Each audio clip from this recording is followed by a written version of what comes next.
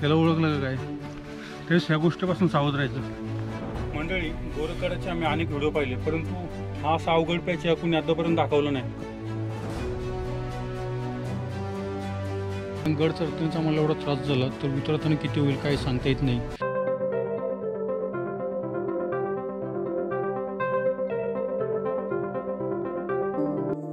नेहमीप्रमाणे बदलापुरीतून आमचा प्रवास सुरू झाला. बोराडपाडा येथे गरमागरम भज्यांचा आस्वाद घेतला व पुन्हा गडाच्या दिशेने कूच केले. प्रवासाचा आनंद घेत घेत श्री क्षेत्र मस्सा कधी आले समजलेच नाही. मस्सावरून उजवे वळण घेताच रस्ता लागतो तो सातवाहन काळातील शिल्प असलेला गोरखगडाचा. हा उजव्या बाजूचा रस्ता जातो थेट सिद्धगडावर, परंतु आज आमचे लक्ष जरा वेगळेच होतं. ते होतं पवित्र आणि पावन असा हा गोरखगड. गोरखगडाच्या पायथ्याशी आता आपण आलेलो आहोत. 11:30 झालेत. ऊन खूप लागणार आहे. लवकर निघायला प्रयत्न केला तर पण काय जमलं नाही. तर आता चला, जितक्या लवकरात लवकर होईल तितकं आपण लवकर निघू.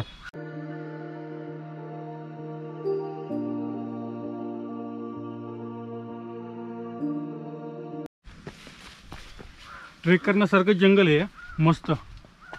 भीमाशंकर अभयारण्य त्याच परिसरात येणारा हा परिसर आहे. परंतु कडेला जंगल वगैरे मस्त आहे. इथून परिसर एकदम भारी वाटतोय.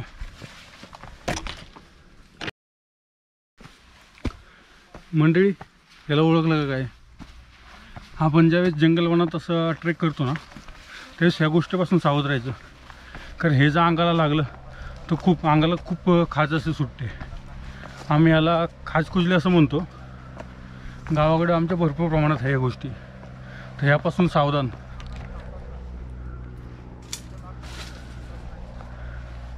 नाल्यामध्ये फेकून दिलं त्याला.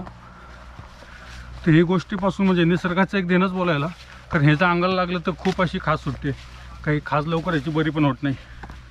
किती आंघोळ करा, काही करा, ह्याचे बारीक बारीक काटे असतात, त्या अंगाला लागतात. तिकडे कारवानमुळे आम्हाला प्रवास सोयीस्कर झाला आहे. काही त्रास होत नाही एवढं चालण्याचा वगैरे. आणि लोक पण काय भेटले नाही आता येतापर्यंत. शनिवार रविवार गर्दी असेल त्यामुळे आम्ही इतर दिवशीच फिरायला प्राधान्य देतो.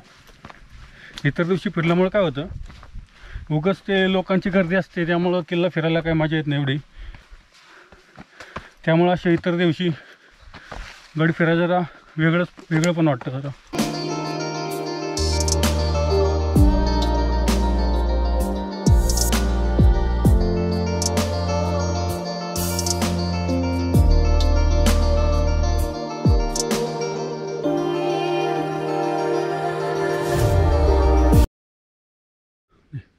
मित्रो, निसर्गामध्ये फिरता फिरता आपल्याला अनेक टॅटू आर्टिस्ट सुद्धा इथे भेटून जाईल. तर तुम्हाला एक टॅटू करायचं साधन दाखवतो निसर्गातलं.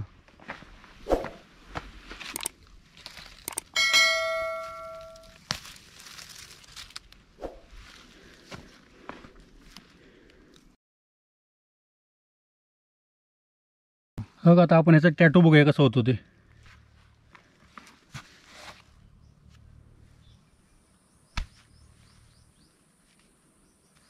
बघा, मस्तपैकी टॅटू असं तयार झालेला आहे.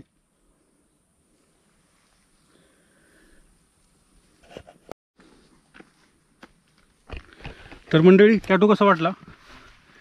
निसर्ग अशा प्रकारे अनेक छाप सोडून जातो आणि आपल्या मनात घर करून जातो.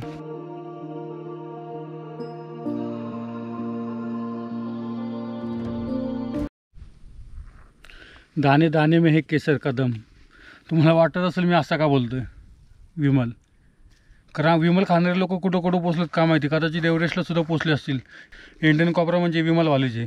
कुठं तुम्हाला रेल्वे स्टेशन असो ना सार्वजनिक ठिकाणी इंडियन कोबरे आपले सापडणारच.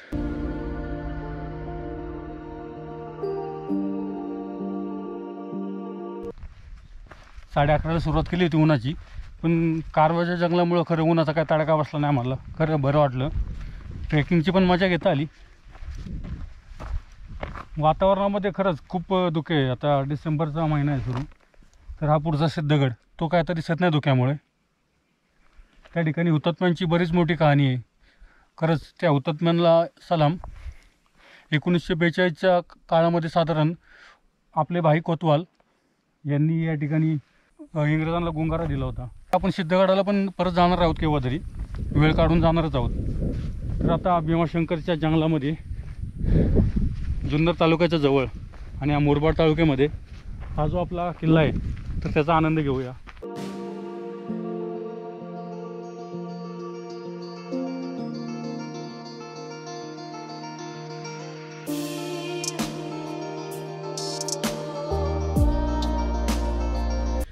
शेवटी आपण पोचलो आता महत्त्वाच्या टप्प्याजवळ. आता हा जो संपूर्ण टप्पा दिसतो तो आपल्याला पार करायचा आहे. सुट्टीच्या दिवशी काही लोकांचा प्लॅन असतो दिवसभर आराम करण्याचा. आम्हाला मात्र महाराष्ट्राचे वैभव असलेले गड किल्ले खुणावत असतात.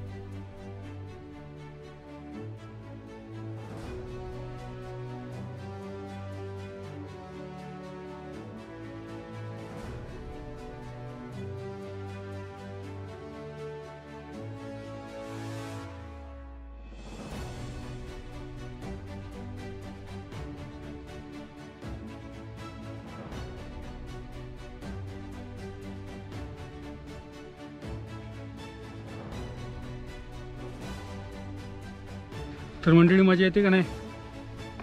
मजा येते ना?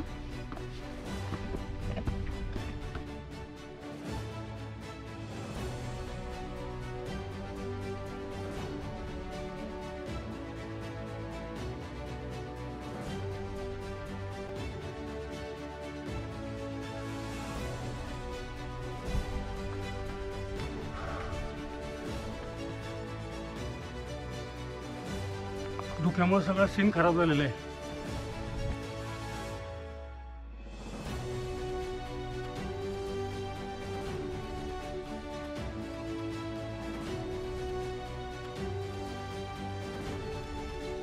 वरती आल्यानंतर दोन मार्ग लागतात इथे. हा एक जातो तो पाण्याच्या टाक्याकडे आणि एक वर जातो तो गडाकडे. जास्त माहिती असेल तर ठीक आहे, नाही तर कोणाला तरी विचारा. उगाच कोणत्या ठिकाणी रिस्क घेण्याचा अर्थ नाही आहे.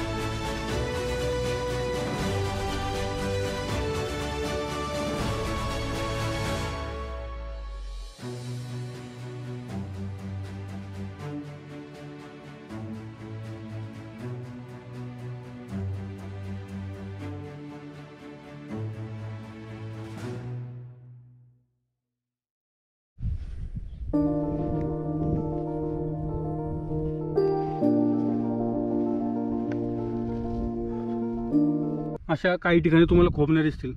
ह्यामध्ये अशी मजबूत पकड करायची, त्यानंतर वर जायचं. आणि महत्त्वाची गोष्ट म्हणजे ना, ज्यावेळेस तुम्ही एक पाय ठेवता ना, ज्यावेळेस दुसरा पाय तुमचा एका ठिकाणी स्थिर होत नाही तोपर्यंत तुमचा एक पाय उचलायचा नाही. एक पाय स्थिर असलाच पाहिजे. कारण की कसं होतं, चुकून जो बॅलन्स गेला एका पायाचा तर तुम्ही पडू शकता. त्यामुळे एक ग्रिप चांगली करायची आणि एका ठिकाणी पाय फिक्स करायचे, त्यानंतर दुसरा पाऊल टाकायचं.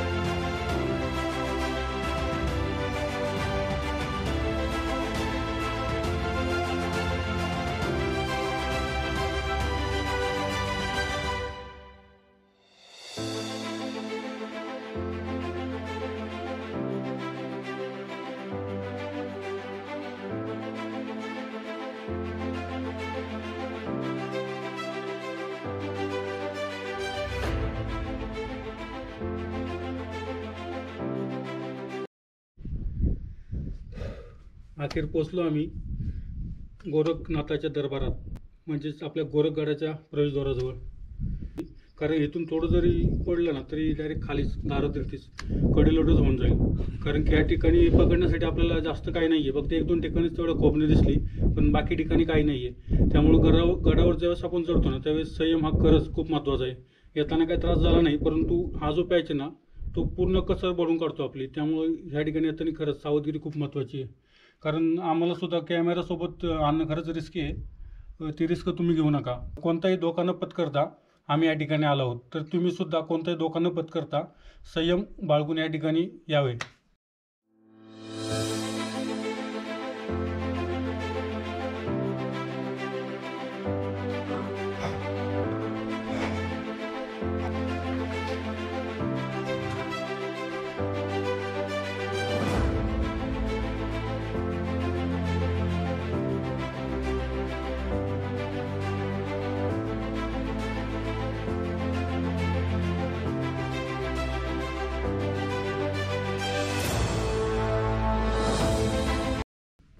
माकडांनी खूप त्रास दिला, वर चढ होतो तर ठीक आहे.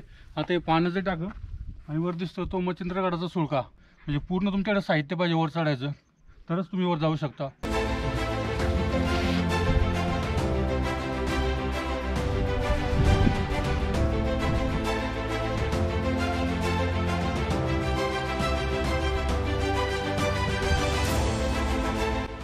एक दोन अवघड पॅच आहेत या ठिकाणी, त्यामुळे काळजी घेत जा.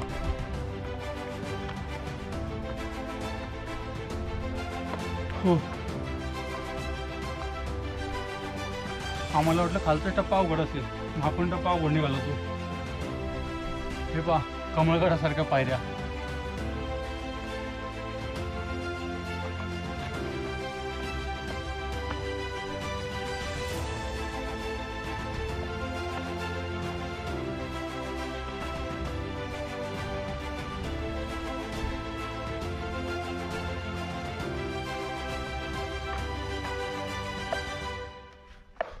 हा गड काय संपतच नाही राव, अजून एक सुळका.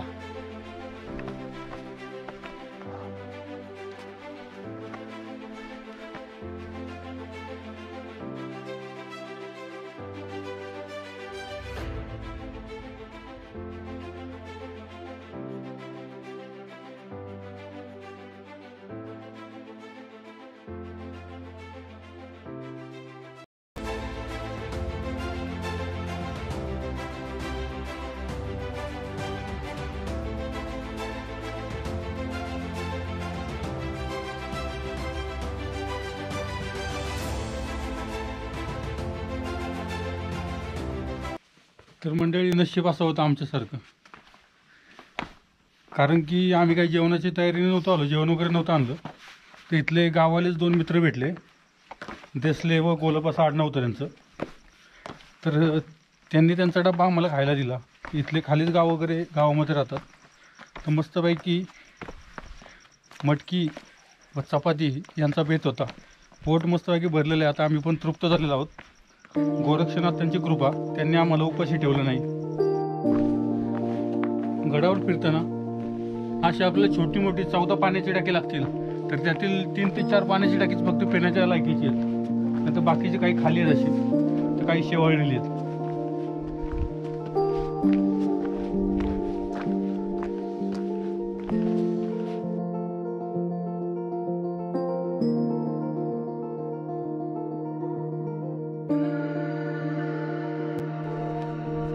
पहिल्या ठिकाणी शिडी नव्हती, तर आता शिडी केल्यामुळे जाणं सोपं झालं. आता अगोदर इथूनच कसरत करून जायला लागत होतं.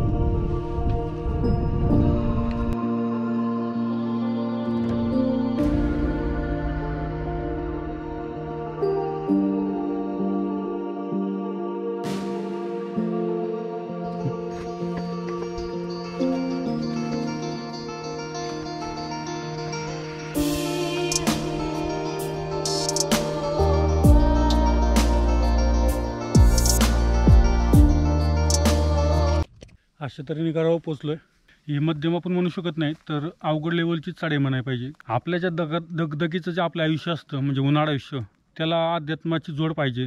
कारण कसं होतं, काही लेवलला जाऊन आपण आहे ना स्तब्ध होतो, काही सुचत नाही, गोंधळ वगैरे होतो. त्यावेळेस अध्यात्म अशी शक्ती आहे ना, ती आपल्याला सावरण्यात, पुढे जाण्यास मदत करते.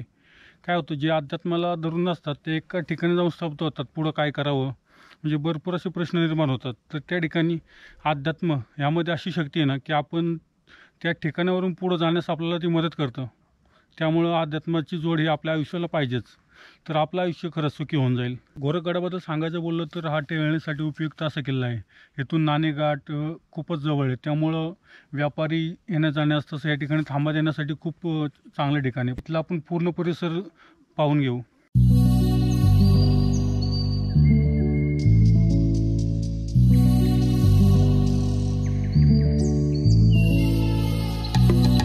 गड चढण्यापेक्षा आहे ना सगळ्यात अवघड जी गोष्ट असते ते म्हणजे गड उतरणं.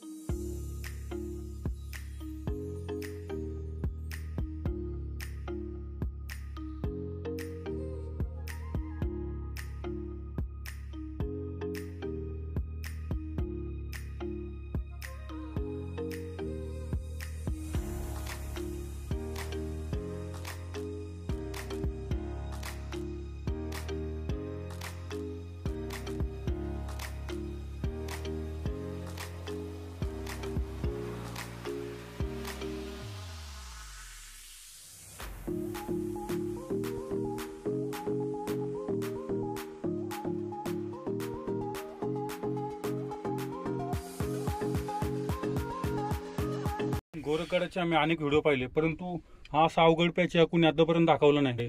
कारण आम्ही भरपूर व्हिडिओ पाहिल्यानंतर आम्ही इकडे आलो. कारण की काय काय लोक कसं होतात, व्हिडिओ शॉर्टमध्ये दाखवतात, लोकांना वाटतं की सोपा किल्ला आहे का काय. नंतर आल्यानंतर इथं कसं होतं, फजित होते. कारण खाली उतरता येत नाही, वरती पण जाता येत नाही. त्यामुळे मध्ये अवघडल्यासारखं होतं. त्यामुळे ना व्हिडिओ पाहताना पूर्ण 3-4 व्हिडिओ जास्त पाहा वाटलं तर काय फरक पडत नाही. परंतु पूर्ण माहिती घेतल्यानंतरच गड किल्ला फिरायला. कारण की हा पॅच खरंच खूप अवघड आहे. कारण हे जे ठिकाण त्याचाच एकमेव आधार आपल्याला मिळतो. नजर हटी दुर्घटना घटी.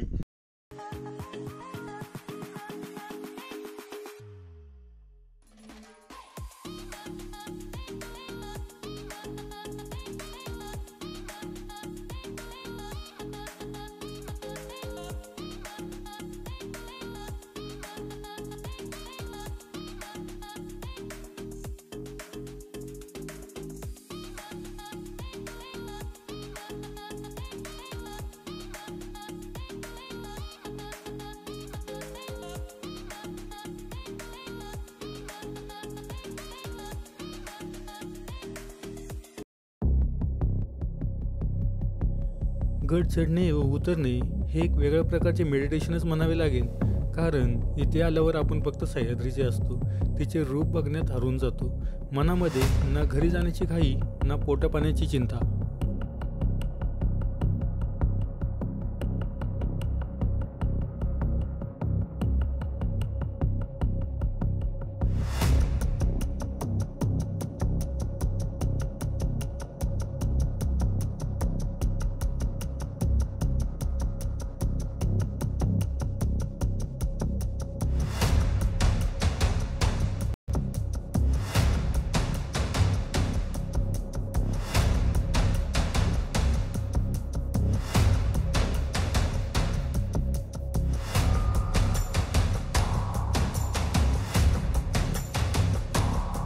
चढताना पण म्हणजे अवघडच किल्ला आहे, परंतु उतरताना आपली जास्त कसरत होते. तर आपली बॅग वगैरे मागं असते ना, तर बॅग दगडाला लागून परत आपला तोल जायची पण शक्यता असते. त्यामुळं सावधगिरी बाळगली पाहिजे अशा किल्ल्यावरती येताना. आणि शक्यतो सोलो ट्रेकिंग करू नका. सोलो ट्रेकिंग खरंच खूप अवघड गोष्ट आहे ती. लोक कशी काय करतात काय माहिती.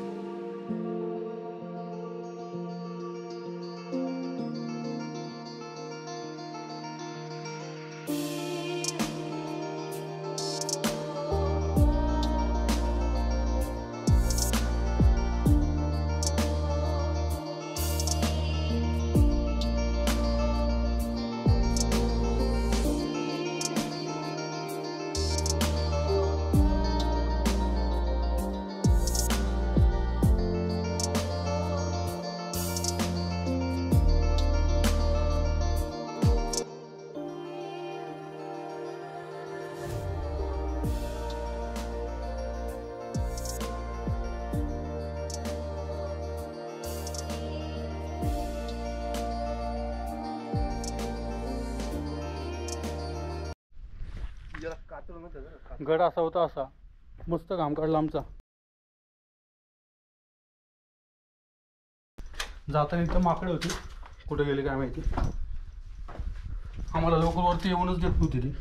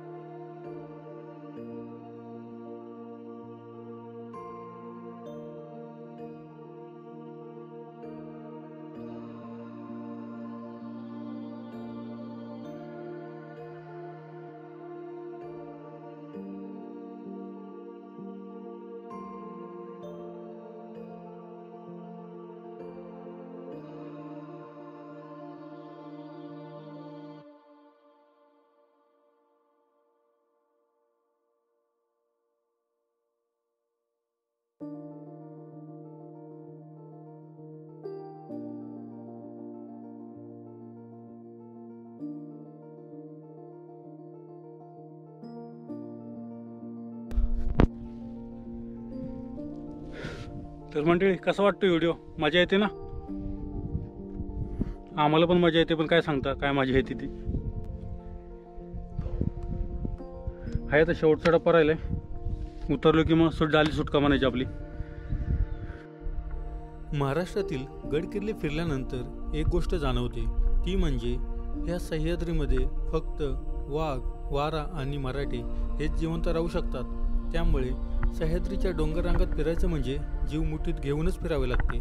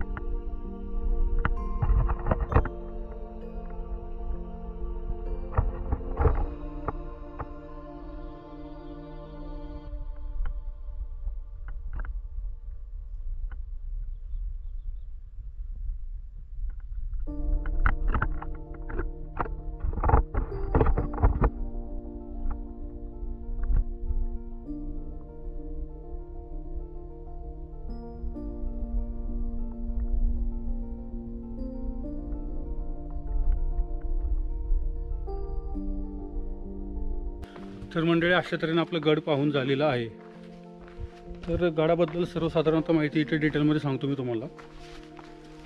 आम्ही बदलापूरवरून सुरुवात केली त्या ट्रेकला. तिथून साधारण मॅपवरती 1 तास दाखवला होता, परंतु आम्ही आता थोडा नाश्ता केला, थोडा वेळ त्यामध्येच गेला. निघतानाच आम्ही उशीर केला होता. त्यानंतर इथं पोचलो आम्ही 1.5-2 तासामध्ये. 11:30ला ट्रेक सुरू केला आम्ही. त्यानंतर चढाई काही एवढी अवघड नाही वाटली, कारण जोपर्यंत आपण गाड्याच्या पायथ्याशी पोहोचत नाही तोपर्यंत काही एवढी अवघड नाही चढाई. त्यानंतर मात्र आपला कस लागतो, कारण व्हिडिओमध्ये तुम्ही पाहिलं असेल खरं खूपच अवघड अशी चढाई आहे. कारण की तिथल्या ज्या पायऱ्या आहेत ना, तिथं पाय ठेवण्यासाठी खूप कमी जागा आहे आणि त्या अरुंदसुद्धा छोटे आहेत आणि छोट्यासुद्धा आहेत. त्यामुळं तिथं जाणं खूप जिगरीचं काम आहे. त्यामुळं लहान मुलांसाठी अवघड ट्रेक आहेच तसा. तसेच वयोवृद्ध जे व्यक्ती असतील त्यांच्यासाठी सुद्धा हा हार्ड श्रेणीमध्येच येईल, अवघड श्रेणीमध्येच किल्ला तोलला जाईल. तर आतापर्यंत आपण जेवढे व्हिडिओ पाहिले ना, त्यामध्ये त्यांनी काय केलं आहे की तो जो मधला पॅच आहे ना तो दाखवला नाही आहे. परंतु आम्ही काय प्रयत्न केला, ॲक्शन कॅमेरा हातामध्येच घेतला आणि तो व्ह्यू तुम्हाला दाखवण्याचा प्रयत्न केला. कारण की हरिहरला कसं आपण एक पायरी चढलं की त्या ठिकाणी तुम्हाला खोबण मिळते, त्या ठिकाणी तुम्ही हात ठेवू शकता. ह्या ठिकाणी तशी नाही आहे. ह्या ठिकाणी तुम्हाला चुकून एखाद्या ठिकाणी आहे, सगळ्या ठिकाणी खोबण मिळणार नाही सपोर्टसाठी. व्हिडिओ कसा वाटला आवर्जून सांगा. तर भेटत राहू असंच नवीन मोहीममध्ये. तर चॅनल नक्की पाहत राहा, सबस्क्राईब करा आणि मित्रांनासुद्धा शेअर करा. अजून काही त्रुटी असतील तर नक्की सांगा कमेंटमध्ये, त्या आम्ही सुधारण्याचा प्रयत्न करू. तर चला भेटूया, बाय बाय. आता निघतो आम्ही बदलापूरला.